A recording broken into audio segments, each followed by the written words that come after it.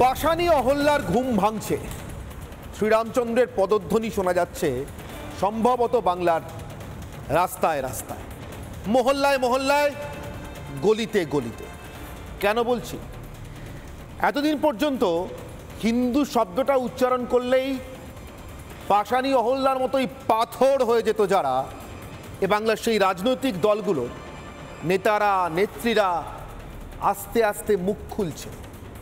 মুখ দিয়ে হিন্দু বেরোচ্ছে না, মনে মনে হিন্দু শব্দটা জানে কারা আক্রান্ত হয়েছে, কারা মার খাচ্ছে, কাদের মন্দির পোড়ানো হচ্ছে, কাদের ঘরবাড়ি লুটপাট হচ্ছে, কাদের বাড়িতে আগুন দেওয়া হচ্ছে, কাদের বাড়ির মেয়েদের তুলে নিয়ে যাওয়া হচ্ছে, ধর্ষণ হচ্ছে, নিখোঁজ হচ্ছে, অথবা দুদিন পরে ফেরত দিয়ে যাওয়া হচ্ছে। বাংলাদেশের কথা বলছি, জানে এপারের নেতারা নেত্রীরা সব কিছু। আমি বলি ধান্দার নেতা ধান্দার নেত্রীরা, ধান্দা ছাড়া যাদের রাজনীতির আর দ্বিতীয় কোনো লক্ষ্য নেই। কেন বলছি? এত কিছু জেনেও শুনেও, বাংলাদেশে কারা মারছে কারা মরছে সেটা জেনেও, তারা বাংলাদেশের হিন্দুদের পাশে দাঁড়ানোর জন্য হিন্দু শব্দটা উচ্চারণ করতে ভয় পায়। আচ্ছা, আপনার বাড়িতে খাবার টেবিলে খেতে দেওয়া হয়েছে, আপনাকে যে নামেই ডাকুক আপনার মেয়ে, বাবা, বাপি, বাবু ডাকে নিশ্চয়, অথবা মা, মাম্মা, কোনো একটা নামে তো ডাকে। সে নামে ডেকে যদি আপনাকে না বলে খেতে দিয়েছি, মা যদি খাবার বেড়ে সন্তানের নাম ধরে না ডাকেন খেতে দিয়েছি, কেউ খেতে আসে কি? আসে না, পড়ে থাকে থালা। আমার এপারের এ রাজ্যের নেতাদের দেখে, ধান্দার নেতাদের দেখে অনেকটা সেরকম মনে হচ্ছে। থালা সাজিয়ে বসে আছেন, খেতে ডাকছেন, কিন্তু নাম করতে পারছেন না যে কাকে ডাকবেন। কি খেতে ডাকছেন? ভোটের চারা। হ্যাঁ, একেবারে নিঃসন্দেহে বলছি, ভোটের চারা খেতে ডাকছেন। কীরকম? এতদিন পর্যন্ত হিন্দু শুনলেই যারা মুখ ফিরিয়ে নিতেন, হিন্দু শব্দটা শুনলেই কানে যেন শীষে ঢেলে দিয়েছে এরকম আচরণ করতেন, তারা হঠাৎ বাংলাদেশের হিন্দুদের অবস্থা নিয়ে বিবৃতি দিতে শুরু করেছেন। শুধু বিবৃতি নয়, নিছক কেজো মানে কাগজে বিবৃতি নয়, মুখেও বলছেন, বিধানসভাতেও বলছেন, সর্বভারতীয় সংবাদ মাধ্যমের সামনে, লোকসভার অন্দরে কক্ষে বা বাইরে বলছেন। সিপিআইএম, ভারতের কমিউনিস্ট পার্টি, মার্কস পার্টি, তাদের পলিট ব্যুরো বিবৃতি দিয়েও বলছেন, একেবারে দলের কাস্তে হাতুড়ি ছাপ মার্কা কাগজে বিবৃতি দিয়েও বলছেন। কিন্তু হিন্দু বলতে গেলেই কোথাও একটা আটকে যাচ্ছে, জিভ জড়িয়ে যাচ্ছে। খাবার থালা ফেলে রেখেছেন, খেতে ডাকতে চাইছেন, কিন্তু নাম করতে পারছেন না। খেতে আসবে কি কেউ? ওটাই তো আমার প্রশ্ন। ভোট বড় বালাই। বাঙালি হিন্দুরা আবার একটু, বিশেষ করে এপারে, একটু ইন্টেলেকচুয়াল প্রজাতি, একটু বুদ্ধিজীবী টাইপ। কাব্য করে না বললে, পদ্য লিখে না বোঝালে, ছবি এঁকে না দেখালে সচরাচর বিশ্বাস করতে চায় না। আচ্ছা, শক্তিবাবু মানে শক্তি চট্টোপাধ্যায় কবিতা মনে আছে তো আপনাদের? যেতে পারি কিন্তু কেন যাব, যে কোনো দিকেই আমি চলে যেতে পারি কিন্তু কেন যাব। ঠিক এটাই তো বলছেন হিন্দুরা এই মুহূর্তে বাংলা। যেতে পারি, আপনার সাজানো থালাতেও খেতে যেতে পারি, কিন্তু কেন যাব? তার কারণ আপনি তো আমাকে নাম করে ডাকছেনই না। যে কোনো দিকেই, সিপিএম, কংগ্রেস, তৃণমূল, যে কোনো দিকেই আমি চলে যেতে পারি, কিন্তু কেন যাব? তার কারণ আপনি তো আমাকে হিন্দু নামটা বলে স্বীকৃতি পর্যন্ত দেন না। আপনি তো আমি অত্যাচারিত হলে, আক্রান্ত হলে আমার পরিচয়টা পর্যন্ত উল্লেখ করতে লজ্জা পান। শুধু সংখ্যালঘু বলে দায় ছেড়ে দেন। আচ্ছা, বাংলাদেশের সংখ্যালঘু শুধু হিন্দুরা? বৌদ্ধ আছে, খ্রিস্টান আছে, নিঃসন্দেহে তারাও আক্রান্ত, কিন্তু আলাদা আলাদা করে বলতে দোষ কোথায়? যখন এদেশে সংখ্যালঘুরা আক্রান্ত হন, তখন সংখ্যালঘু বলে ছেড়ে দেন না তো। তার কারণ খুব ভালো করে জানেন, সমস্যা শিখদের নিয়ে নয়, জৈনদের নিয়ে নয়, বৌদ্ধদের নিয়ে নয়, পার্সিদের নিয়েও নয়। সমস্যা যেখানে যতটুকু হয়, যাদের সঙ্গে হয়, নির্দিষ্ট করে তাদের নামটাই বলে। তাহলে এখানে হিন্দুদের নাম বলতে আপত্তি কোথায়?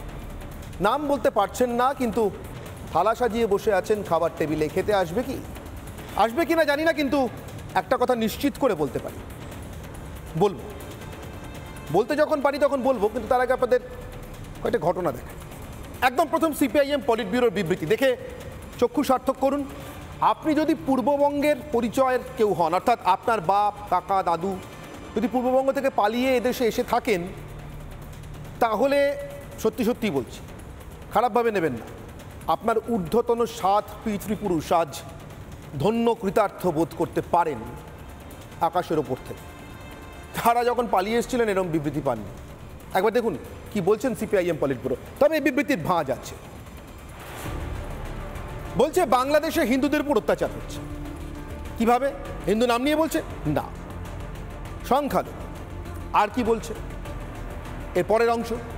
বলা হচ্ছে বাংলাদেশের ঘটনায় সিপিআইএম খুব উদ্বিগ্ন বোধ করছে।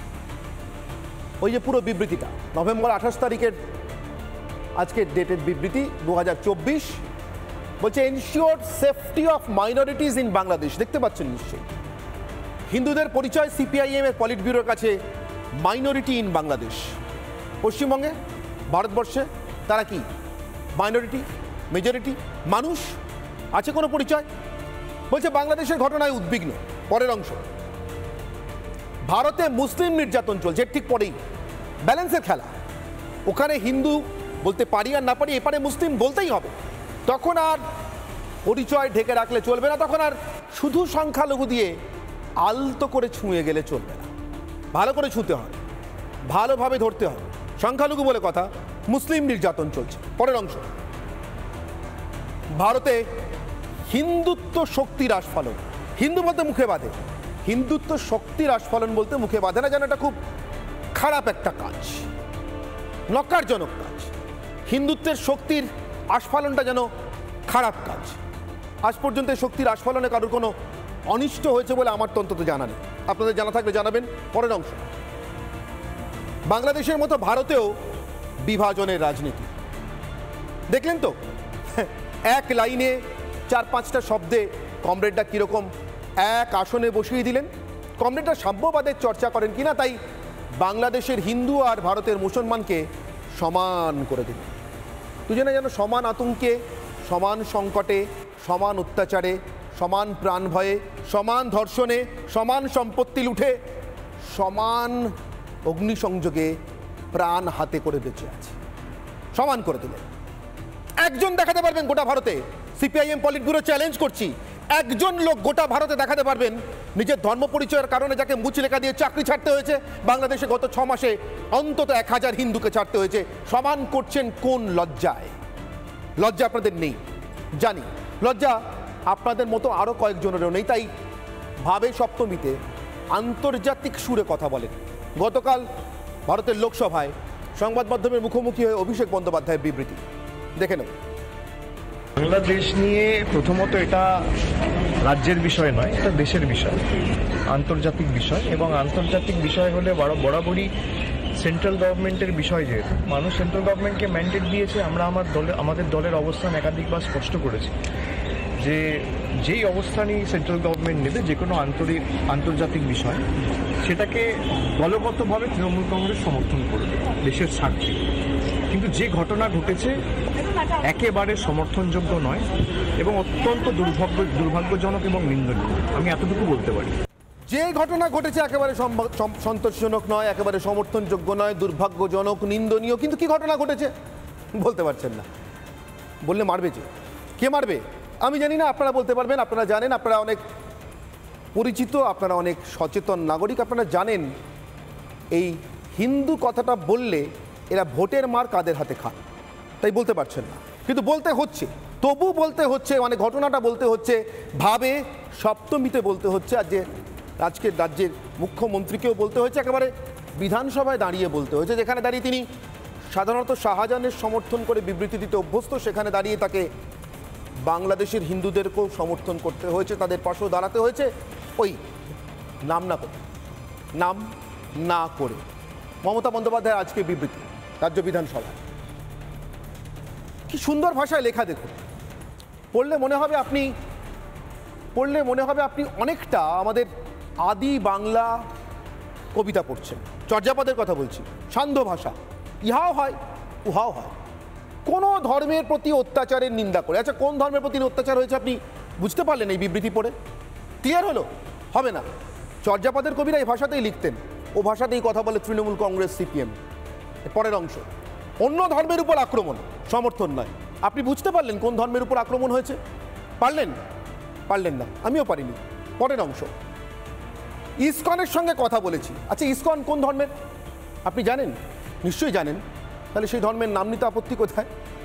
ওই কারণেই বললাম, পাষাণী অহল্যার ঘুম ভাঙছে, মুখ দিয়ে কখনো ইসকন কখনো রামকৃষ্ণ মিশন বেরিয়ে পড়ছে। কিন্তু যারা যে ধর্মের অর্থে, সম্পদে, অধ্যাত্ম শিক্ষায় পুষ্ট ইসকন আর রামকৃষ্ণ মিশন, সেই ধর্মের নামটা, সেই জীবনচরণের নামটা বেরোচ্ছে না। হিন্দু মুখ দিয়ে বেরোচ্ছে না, আটকে গেছে। পরের অংশ, বাংলাদেশ নিয়ে কেন্দ্রের সিদ্ধান্তকে সমর্থন। মমতা বন্দ্যোপাধ্যায়ের ভাষায় আমি বলবো, আর কিচ্ছু বলবো না। মমতা বন্দ্যোপাধ্যায় খুব বলেন এই ভাষাটা, বলতে ভালোবাসেন, গুটি গুটি কথা। বাংলাদেশ নিয়ে কেন্দ্রকে সমর্থন, কেন্দ্রের সিদ্ধান্তকে সমর্থন না করে যাবেন কোথায়? থাকেন তো অঙ্গরাজ্যে, তার একটা মুখ্যমন্ত্রী। কেন্দ্রের বাইরে গিয়ে সমর্থন না করে অন্য কিছু করার ক্ষমতা, অধিকার কোনটা আছে আপনার? অতএব ওই ধর্মের যে সান্ধ্য ভাষা বলেছেন ওটা বাদ দিলে পুরোটা গুটি গুটি কথা। আরও আছে, আরও কয়েকজন আছে। বলছিলাম না, আসলে বিদ্বেষ মানুষ ছড়ায় না, আসলে বিদ্বিষ্ট মানুষ নয়, মানুষকে বিদ্বিষ্ট করে মানুষের মধ্যে বিদ্বেষ ছড়িয়ে ভোট কুড়িয়ে আনার খেলা চলে। যারা ছড়াচ্ছেন এতক্ষণ তাদের দেখালাম, যাদের কাছ থেকে ভোট কুড়োনোর চেষ্টা করছেন তারা কিন্তু যথেষ্ট সচেতন, হিন্দু না হলেও সচেতন। তাদের কিন্তু হিন্দু বলতে বাধছে না। শুনবেন কেন বাধছে না? আপনি বিচার করবেন, বিশ্লেষণ করবেন, কিন্তু বাধছে না। আমি আপনাকে ফ্যাক্ট দেখাচ্ছি। তহা সিদ্দিকী, পীরজাদা তহা সিদ্দিকী হিন্দু বলতে তার অসুবিধা হচ্ছে না আজকের দিনে। শুনুন। দেশে যে একজন সন্ন্যাসীকে যে গ্রেপ্তার করা হয়েছে, অন্যায়ভাবে যদি গ্রেপ্তার করা হয়, আমি তার প্রতিবাদ জানাই। বাংলাদেশে হিন্দুদের প্রতি যে অত্যাচার, যে জুলুম হচ্ছে, যে মানে ঘর বাড়ি পোড়াচ্ছে, প্রতিবাদ করি। একটা কথা আছে, মায়ের চেয়ে মাসির দরদ বেশি। তহা সিদ্দিকীর কাছে প্রত্যেক ভোটের আগে যারা ভোট প্রার্থনা করতে যান তারা হিন্দু বলতে পারছেন না। তহা সিদ্দিকী স্পষ্ট করে বলছেন বাংলাদেশে হিন্দুদের উপর যে অত্যাচার হচ্ছে, কে মা কে মাসি, বুঝলেন নিশ্চয়ই। আরও আছে, শুধু তহা নন, তহার থেকেও সাধারণ মানুষ আছে, একেবারে সাধারণ মুসলমান।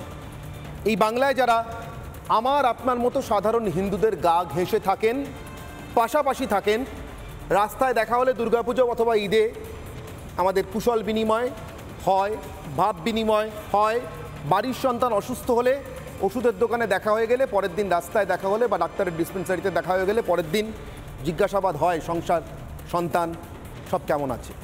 তারা কিন্তু বলতে কোথাও একটুও দ্বিধাগ্রস্ত হচ্ছেন না।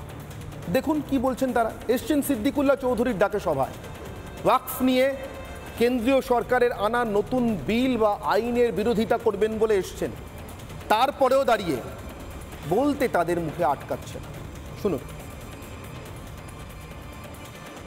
ওয়াকফের বিরোধিতা করে বা বলা বাহুল্য যে সিদ্দিকুল্লাহ চৌধুরী ডাকে এসেছেন, তারা নওশাদকে নিয়ে জিন্দাবাদ করছেন বিধানসভার সামনে।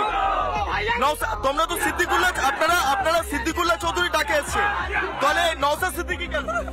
নওশাদ সিদ্দিকী কেন? ভালোবাসি বলে এসছি। সিদ্দিকুল্লাহ চৌধুরী তো ডেকে পাঠিয়েছেন।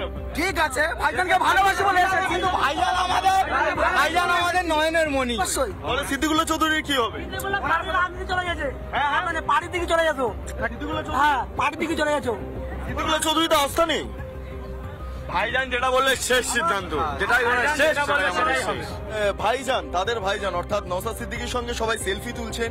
সেই ছবিটা যেমন দেখতে পাচ্ছি, একই সঙ্গে নওশাদ সিদ্দিকীর নামে কার্যত স্লোগান দেওয়া হচ্ছে জিন্দাবাদ। কিন্তু এই সমস্ত মানুষরা তারা দূর দূরান্ত থেকে এসেছেন, তারা সিদ্দিকুল্লাহ চৌধুরীর ডাকে এসেছেন, ওয়াকফের বিরোধিতা করে আজকে রানী রাসমণিতে যে সভা, সেই কারণের জন্য এসেছেন। কিন্তু এরই মধ্যে দেখা গেল নওশাদকে সামনে রেখে তারা নওশাদ সিদ্দিকী জিন্দাবাদ বলতে শুরু করলেন। বাংলাদেশে যে সংখ্যালঘুদের ওপর আক্রমণ হচ্ছে, এটা কি কোনোভাবে আপনারা মনে করছেন যে হওয়া উচিত? একদমই হওয়া উচিত নয়। বাংলাদেশের এটা কি আপনারা বিরোধিতা করবেন, তীব্র বিরোধিতা? অবশ্যই। ইন্ডিয়ার দিকে আমরা এক বিচার করবো, বাংলাদেশে আরেক বিচার করবো, এটা হয় না। বিচার করতে গেলে সব জায়গায় একই সমান চোখে দেখতে হবে। যেখানে যে সংখ্যালঘু সমানভাবে তাদেরকে নিরাপত্তা দিতে হবে সেই সরকারকে, সেটা হিন্দু হোক বা মুসলিম হোক। অধুনা ভারতের লোকসভা এবং রাজ্যসভায় তারা রীতিমতো বিলুপ্তপ্রায় প্রজাতির আন্ডারে সংরক্ষণ পান, মানে ওই ক্যাটাগরিতে সংরক্ষণ পান। পশ্চিমবঙ্গ বিধানসভায় তারা লুপ্ত, সম্পূর্ণ লুপ্ত। তবুও তাদের আন্তর্জাতিকতা বোধ এতটুকু কমে যে বোধে কাশ্মীর থেকে কন্যাকুমারী, আফগানিস্তান থেকে বার্মা, সর্বত্র মুসলমান, রোহিঙ্গা, খ্রিস্টান সব উচ্চারণ করা যায়। এমনকি মণিপুরে কুকি, মেইতেই, নাগাল্যান্ডে কুকি, মেইতেই উচ্চারণ করা যায়, কিন্তু বাংলাদেশ বা পশ্চিমবঙ্গে হিন্দু উচ্চারণ করা যায় না। এমন এক আন্তর্জাতিক দলের আন্তর্জাতিক নেতার বিবৃতি শুনুন। পিআইএম দেখবেন আজকে পলিট ব্যুরো স্টেটমেন্ট করেছে, অত্যন্ত লজ্জাজনক, নিন্দাজনক ঘটনা ওখানে বাংলাদেশের মানুষের, বাংলাদেশের মাইনরিটি যারা তাদের প্রতি হচ্ছে, অত্যন্ত নিন্দনীয়তা। এবং সিপিআইএম এর বিরুদ্ধে পথে নামবে, রাস্তায় নামবে, এ কথা ঘোষণা করেছে আজকে। শুনলেন বাংলাদেশের মাইনরিটি হিন্দু নাম নিচ্ছেন না। আচ্ছা, যদি তাই এত সমস্যা হয় তাহলে এইসব নিয়ে এত কথা বলছেন কেন? ৭৭ বছর তো চুপ করেছিলেন, তাহলে আজকে কথা বলতে নামলেন কেন? কেন নামলেন সেটাই আপনাদের দেখাচ্ছি। তাই বলেছিলাম পাষাণী অহল্যার ঘুম ভাঙছে। বাংলার পাথরে পাথরে যেখানে পা পড়ছে, এই মুহূর্তে ঘুম তো ভাঙতেই হবে। কিভাবে? একটা ছবি দেখাবো আপনাদেরকে। এই ছবিটা দেখলে বোধহয় কিছুটা বোঝা যাবে কিভাবে ঘুম ভাঙছে। মমতা বন্দ্যোপাধ্যায় হন, প্রকাশ কারাত বা রাহুল গান্ধী, বাংলার রাজনীতি এই মুহূর্তে একটা সিগন্যালে দাঁড়িয়ে আছে, যেরকম সিগন্যাল দিয়ে আপনি আমি প্রত্যেক দিন যাতায়াত করি। এই সিগন্যালের এদিকে যাওয়ার লাইটটা গ্রিন, সবুজ, যেতেই পারেন আপনি, কিন্তু যেতে হবে একটাই দিকে, হিন্দু মোড়। রাস্তাটা হিন্দু মোড়ের দিকে যাচ্ছে, তাই নাম করুন বা না করুন, হিন্দু মোড় মুখে বলুন আর না বলুন, স্টিয়ারিং ওদিকেই ঘোরাতে হবে। সেই জন্য ৭৭ বছরের নীরবতা ভেঙে এত নাচন কোদন, এত নাটক। আমার একটাই প্রশ্ন, একটা প্রশ্ন আজকে অনির্বাণের অগ্নিবাণ করব। আমার আজকের বিতর্কের প্রশ্নবাণ অগ্নিবাণ।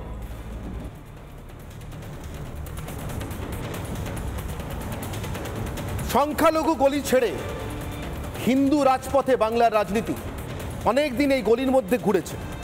ঘুরতে ঘুরতে ঘুরতে ঘুরতে আজ সিদ্দিকুল্লাহ, কাল নওশাদ সিদ্দিকী, পরশু আব্বাস সিদ্দিকী, সাচার কমিটির রিপোর্ট। সংখ্যালঘুরা বুঝছেন, বারে বারে বোঝেন, আসলে তাদের কপালে কিছুই জোটে না। নানা ধরনের কন্টেন্ট দেখার জন্য লাইক করুন, শেয়ার করুন আমাদের ফেসবুক পেজ, সাবস্ক্রাইব করুন আমাদের ইউটিউব চ্যানেল। পাশাপাশি অন্যান্য ব্রেকিং নিউজের জন্য অবশ্যই চোখ রাখুন রিপাবলিক বাংলায়।